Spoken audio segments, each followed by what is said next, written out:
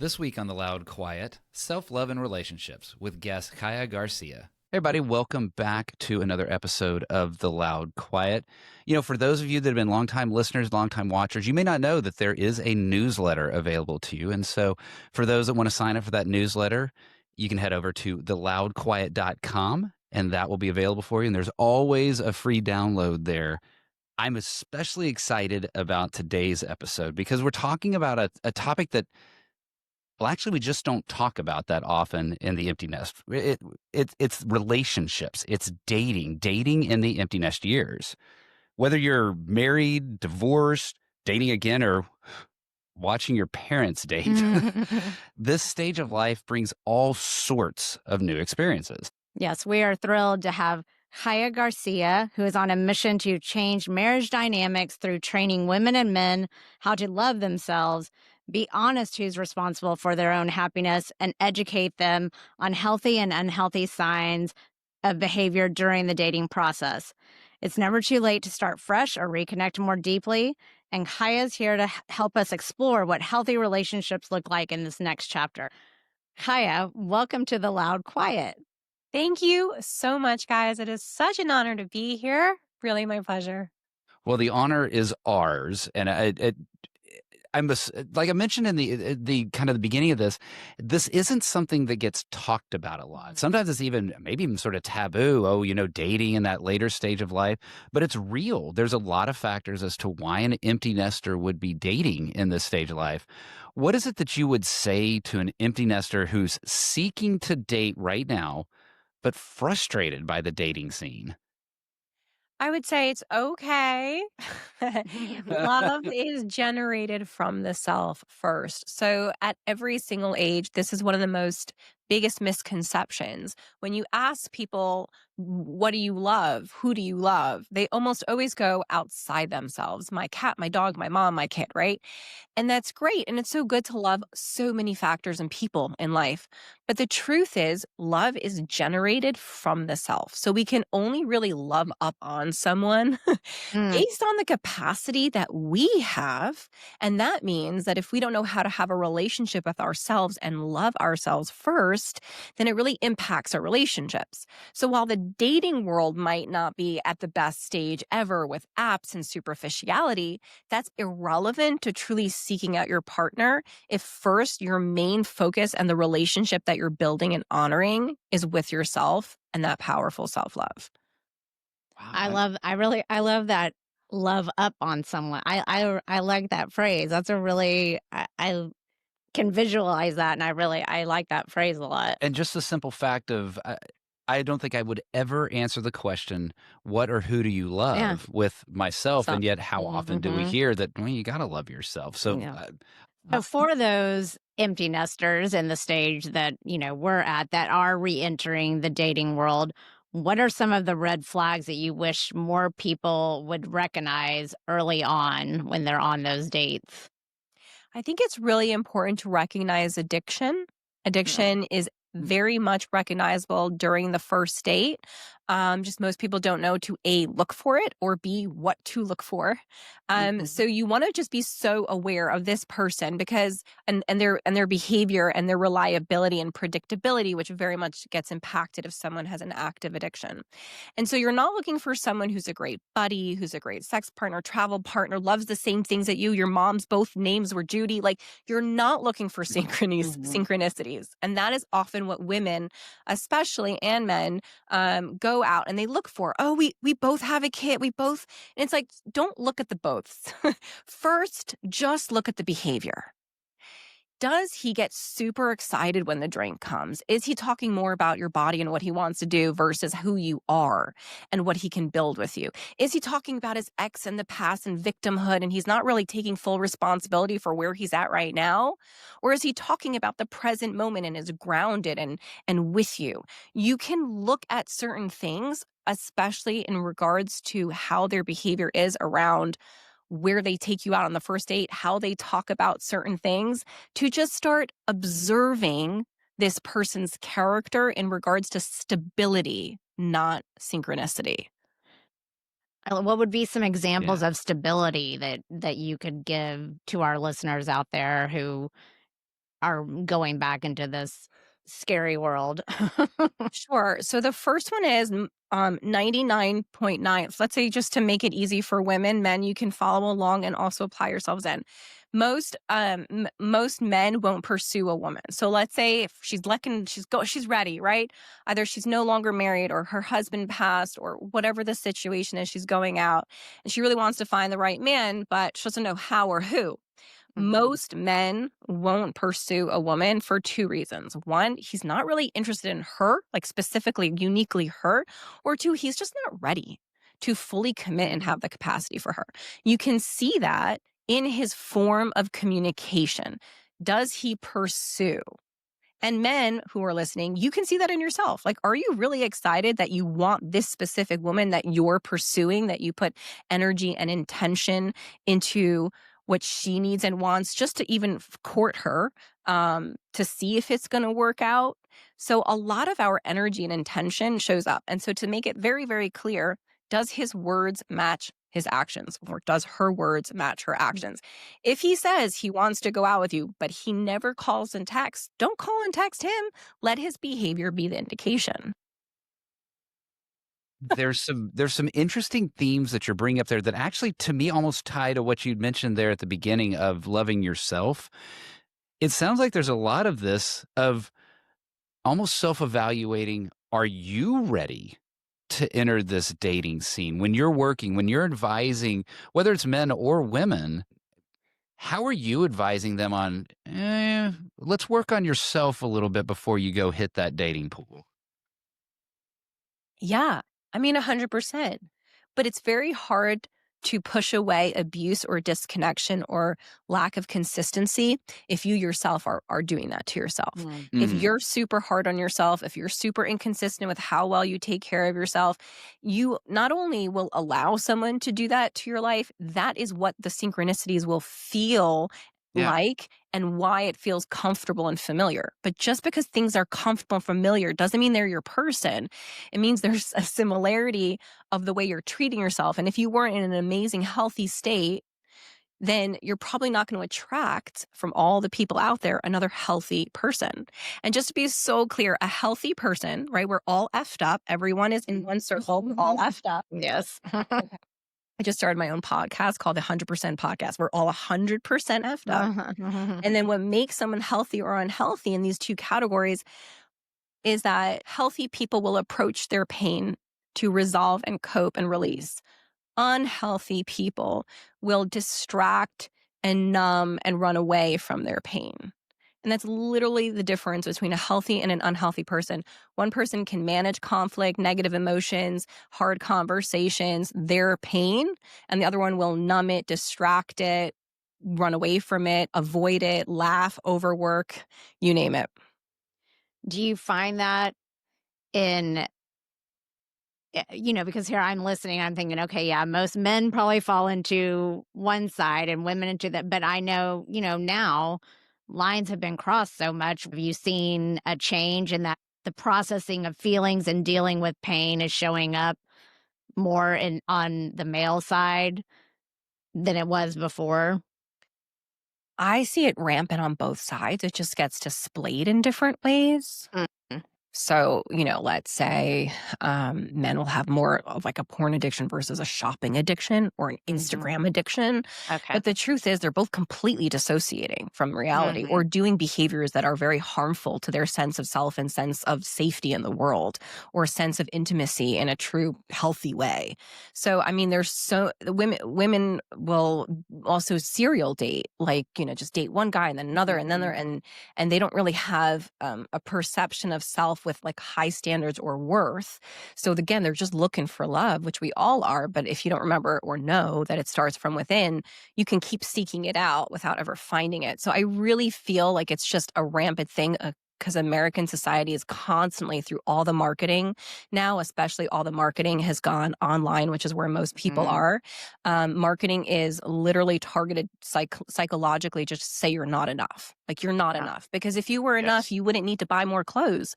If you were enough, you wouldn't need to buy more makeup. You wouldn't need more Instagram. You wouldn't need another community. Like they just teach you every different psychological facet and point. You're not enough. And so it really plays out in the behaviors, just in different ways between men and women. Yeah, that's great. No, I love that answer and pointing out that, yes, an addiction can be to Instagram. It doesn't have to be to a substance or to, porn or, it can be so many things. Yeah, the kind of classic stereotypical ones. No, there's plenty of stuff that people are masking, like you're describing, or muting or avoiding that element of that. There's another element of the empty nester world.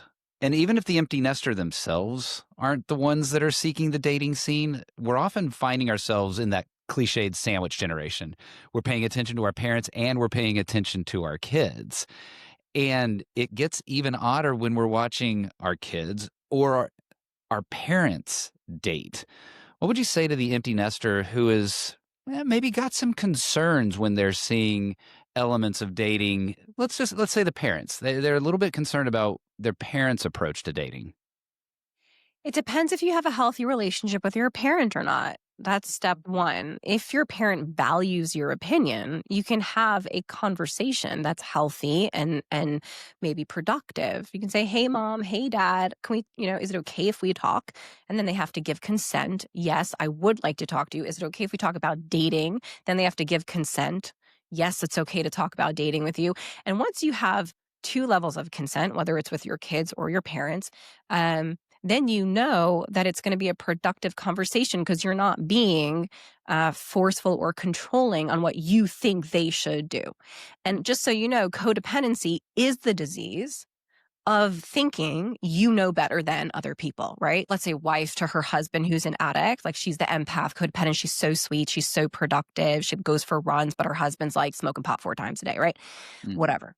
And so she's like, "What, can't you just see if you just stop drinking the alcohol or if you just stop smoking pot, like everything will be better. Can't you just see?" And she literally becomes addicted and trying to control other people's behavior.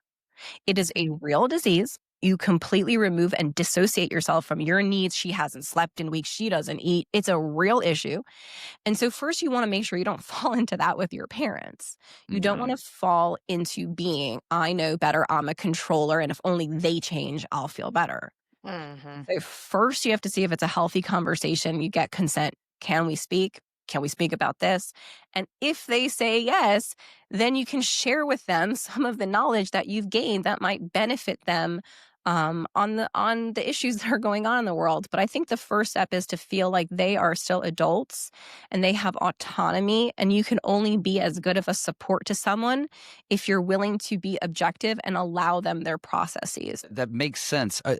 Let me push just a little bit on that though, and I think I may be falling into the trap of exactly what you're describing is think I know better. But what if you see something that truly is critical? Like you're really sincerely worried about your parents, but maybe they aren't giving you that consent. They aren't giving you that. Are there ways to influence, to involve, or is this if they're adults? If you're worried about the person that they have chosen, and what they're doing to say a parent. And that could go for your kids too. Yeah. Look, that's the sad thing about abuse. It means if there's an adult involved, you can't really do very much until that person comes to a state where they decide that it's not right for them. And that's something that we go through with every adult, whether it's your spouse or your friend or your parent. It's like, that's why I said step 1 is consent. If they don't want to talk to you, if they don't value your opinion, if they don't have a close enough relationship with you, everything you say is going to fall on deaf ears and just also going to push you away from them. They're not going to value your opinion, whether you're right or wrong. So if you don't have rapport, you don't really have connection. You don't really have a value to impact their behavior significantly. And I deal with women all the time who are like doing crazy stuff. They're grown adults. I had my mom who was in an abusive relationship for like 20 years. What could I do? Nothing. She was an adult. She was sick. And until COVID happened, did she have a break to get out of it? But it's like, I saw it. Other people see it. You can't force adults to go where you want to go. It's just the sad reality of life. I'm glad you said that, though, the sad reality, because you're right. That it's so hard to accept what you said. I just want to say, but you can say, "Mom or Dad, I don't think this is good for you. I'm not going to push up on this, but please know that I love you no matter what, and come and talk to me when you can. Okay. And you just say that over and over again. Mom, Dad, I love you so much. I love you regardless of what you do and who you choose. I don't think this is the best for you, but just come and talk to me whenever you feel you need. And if you can really make yourself a safe space and not a judgmental space, when the shit hits the fan, they will come to you versus run from you. And you really want to be a place they can come towards when things are breaking down versus, oh, he's going to judge me. He never liked it anyways. And then you can't really be a source of comfort in the first place. And I'm sure that can go for those of us who are now watching our children date as well and going through some of those things. So, but yes, so connection, that's what, you said you've got to have that connection. So shifting gears a little bit for those of us who are married or partnered in this empty nest phase, how can we grow deeper in our connection now that, we're not full-time parents and, it's just us? You have to develop a relationship with yourself. Remember, like when you're dating back in the day and you're like, oh, I just wanted someone to like write me love notes and buy me flowers and take me out. Do that for yourself. You see, you're shopping, you're like, that is the most gorgeous bouquet of flowers I've seen all week. Buy it. Put it on your desk. Write yourself a love note. Hey, Clancy, I love you so much. Hope you have a great day. Put it there. Every time you pass it, you will feel connected to yourself because you took physical action to provide joy in your life versus just ignoring the opportunity. Connect with yourself, journal, take yourself out on walks. Make sure you're not distracted with your kid, your parent, your job. Take time for you and take time for you plus God. And that's it. If you don't have like a routine of what do I just love to do and how do I connect with God so I have gratitude, then you lose yourself in a role versus in self-giving truly to the ones you love. Yeah, that's good. Lose yourself in a role. Ooh, Yeah. I may have to sit on that one for a little bit. That's I like that, losing yourself in a role. Powerful statement, yeah. Hi, you've taught all the way from the beginning that the healthy relationship frequently starts with a healthy self. It makes sense, like logically, but why aren't we doing it? Why aren't we doing it? Why aren't I doing it? Why aren't we as a collective group of humans doing that when it makes so much sense? We were never taught. I went to school, straight A student, 4 years for 4 years undergrad, 2 years pre-PhD. Then I was like, never mind the PhD, 2 years my master's. I was like, that. I was like, because it takes, I was like, I don't want to ever. Okay. So I was like 26 with 2 degrees, highest honors, already finished my master's. I was so successful and so sick. I was addicted to, especially because of American society academic system. The entire school system was created by Rockefeller, which literally indoctrinated children to be militaristic. Sit down, shut up, get the right answer, raise your hand before you have to go to the bathroom, sit still, listen to one person. And it was literally generated to diminish your self-worth and follow one person. So you lost yourself. And so I was so successful, right? My master's, straight A's, I had everything. I had a house that I owned, I had a car. And I was so sick. I was addicted, genuinely, to other people telling me, I'm proud of you. And if they didn't tell me that they were proud of me, then who am I? So I really learned. I went to the 12-step program for codependency. I sat in the rooms. I really saw the illness of who I was. And so that's when at 26, after 8 years of intense, very high-level academia in psychology and social work, that I started the process with one book, Louise Hay's book, You Can Heal Your Life, and became an avid expert on like, how are we not taught if that's the fundamental to all the relationships that we have and our health as well? Ooh, can we talk about that health part of it? So yes, that makes sense. We weren't taught the way to do that. So even though it's perhaps one of the more natural things, we've almost been instructed not to love ourselves. But that health component, you've talked about how forgiveness has such a tie-in to that health, the health of mind, the health of body, the health of self. Why does forgiveness really tie into that health factor? Because forgiveness is holding on to trauma. It's just like you hurt me so bad, right? If it's something stupid, then you don't really have to forgive them. You've forgotten about it, right? Forgiveness really is only associated with something so big and so bad. I would never forgive them for that, AKA a really hard effed up trauma. So forgiveness is like, I release my traumas, not because of them, but because of me. I choose to live in peace, and I want my body to give me vitality instead of pain because I'm living still in pain. It just feels so much like falsely satisfying to hold on to it.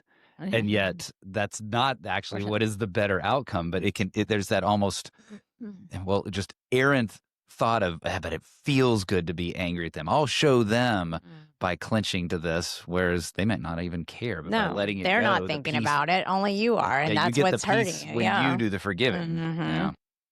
We talked about how healing one person in the relationship can really shift the relationship. Can you talk a little bit about that and how that works? Depending on the issues in marriage, sometimes it is like healable, and sometimes it's not. For me personally, I have very high standards. So I believe that people deserve joy and people do not deserve suffering, and that life has its own various forms of suffering built in with people who pass away and this trauma and that. Like, I think God builds in suffering. I don't think we need to add it to our lives intentionally. And I think it is our obligation to avoid it. So if you're in a relationship that has significant suffering, and if you go work on yourself and there's still so much suffering because there's triggers every time, like let's just go the codependent addict relationship. Let's say she heals herself. She goes to program. She's feeling better. She doesn't control him. He's still doing whatever he's doing. Every time, let's say he had a painkiller addiction.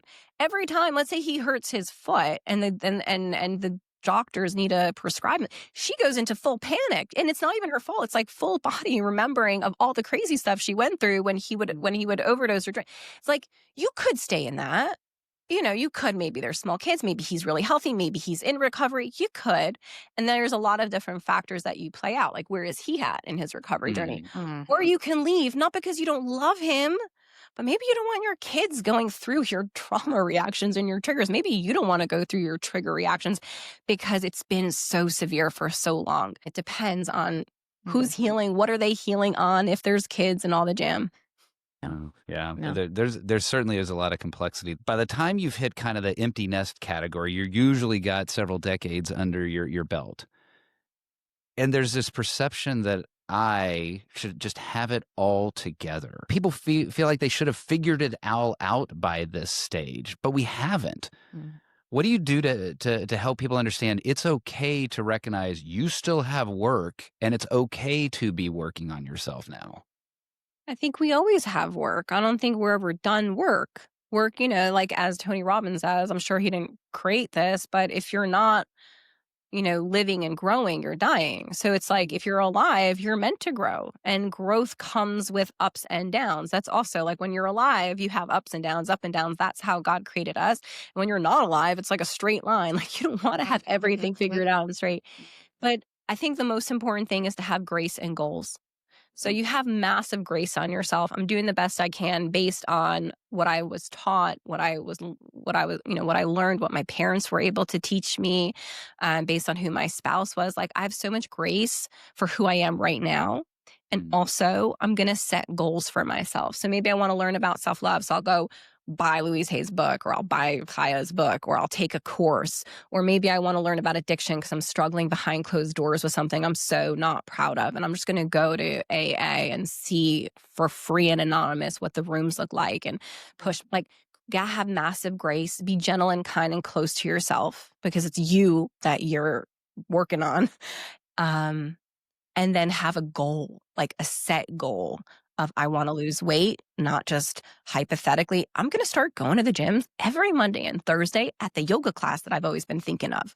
Every Monday and Thursday, those are my hours just for me. And you set a goal that you keep to that, whatever that is. So grace and goals can really help you from where you are exactly right now to where you want to be in a year or 5 years.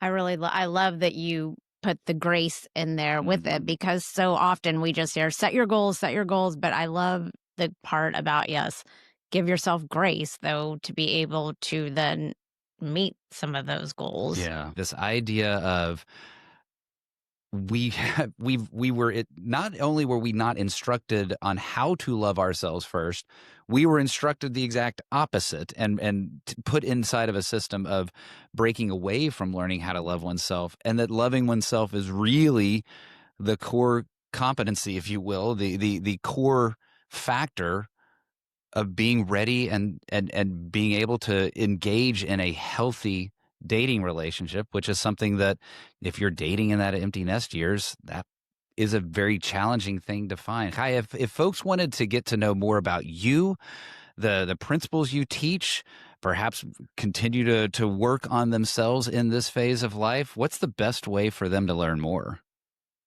I would just say send me an email. You can find me on Instagram and socials at Epic Love Expert. So it's at Epic Love Expert. Mhm. And if you want to just send me an email like, hey, I saw you on the Loud Quiet podcast, and I would want to just reach out to learn more on how to love myself or how to heal my relationships or how do I not fall into the next relationship that was like all the other ones. Right. They can send me an email at Chaya, Chaya, at chayasarah.com. We'll get all of that in the show notes. And I also want to ask you, you mentioned two things that we didn't talk about before. You mentioned a podcast and you mentioned a book. Tell me I about just those. started my podcast. I'm so pumped. So, my book is called Attitude. It is now in the finishing up editing process, and it's all about addiction and codependency and how we all have it inside of us. It just depends how active it is. I'm super proud of this book, and I look forward to when it's published. If you want to pre-order it, you can let me know or send me an email or contact me for that information. It is amazing. And some things that are written out of so much pain and plus the clarity that comes right out of it. I wrote this over 8 years ago. Now we're just finishing the publishing because I had kids, thank God, and life goes in its own beautiful timing. Yes, it does. And then the other thing you said was my podcast. I just started a podcast called the 100% Podcast because everyone is 100% messed up and 100% lovable. And if we can hold on to the fact that absolutely nothing that we've gone through or that has happened to us can ever diminish our lovability, how much we deserve, how much God loves us, we will never allow people to truly stay and hurt us. It is a very powerful message that I believe the world could hear more of. This episode, I know, is going to be so thought-provoking for everyone who listens and watches, because I know I'm sitting over here taking away so many things just from our 30-minute chat. So listeners, just remember you can go to theloudquiet.com and find all the information. And Chaya, we just thank you so much. We appreciate your time today. And thank you for being on another episode of The Loud Quiet. Thank you so much.